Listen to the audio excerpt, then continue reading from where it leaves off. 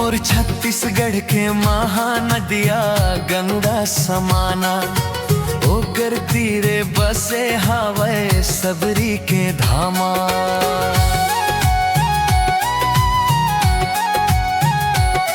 मोर छत्तीसगढ़ के महानदिया गंगा समाना, ओकर तीरे बसे हावय सबरी के धामा। अंगनाली पावे सबरी, अंगनाली पावे ओ, अंगनाली पावे संझा बिहना। मोर छत्तीसगढ़ के महानदिया गंगा समाना, ओकर तीरे बसे हावय सबरी के धामा।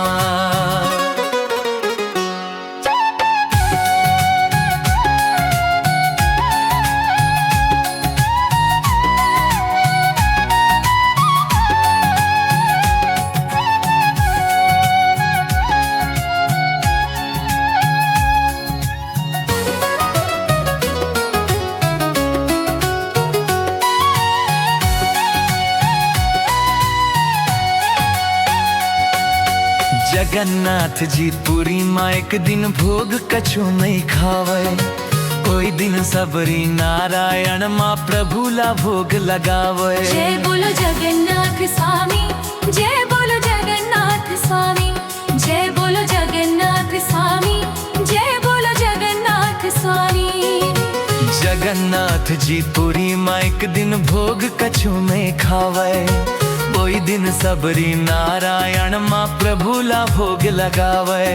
माघ पुण्य के दिन ये भुइया, माघ पुण्य के दिन ये भुइया पुरी के समान। मोर छत्तीसगढ़ के महानदिया गंगा समाना, ओकर तीरे बसे हावय सबरी के धामा। जय बोलो जगन्नाथ स्वामी, जय बोलो जगन्नाथ स्वामी, जय बोलो जगन्नाथ स्वामी, जय बोलो जगन्नाथ स्वामी।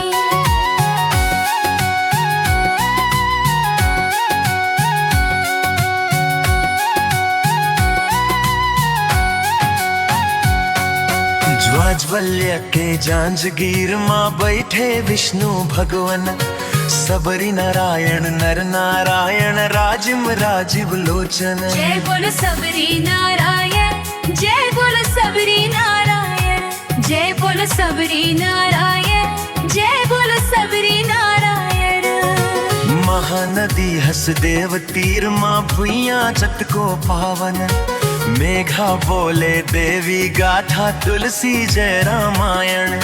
चंदवा बैगा धूम की दाई, चंदवा बैगा धूम की दाई जावलपुर गाँव माँ। मोर छत्तीसगढ़ के महानदिया गंगा समाना, ओकर तीरे बसे हावय सबरी के धामा। जय बोलो जगन्नाथ स्वामी, जय बोलो जगन्नाथ स्वामी, जय बोलो जगन्नाथ स्वामी, जय बोलो जगन्नाथ स्वामी। अंगनाली पावे सबरी, अंगनाली पावे ओ, अंगनाली पावे संझा बिहना। मोर छत्तीसगढ़ के महानदिया गंगा समाना, ओकर तीरे बसे हावय सबरी के धामा।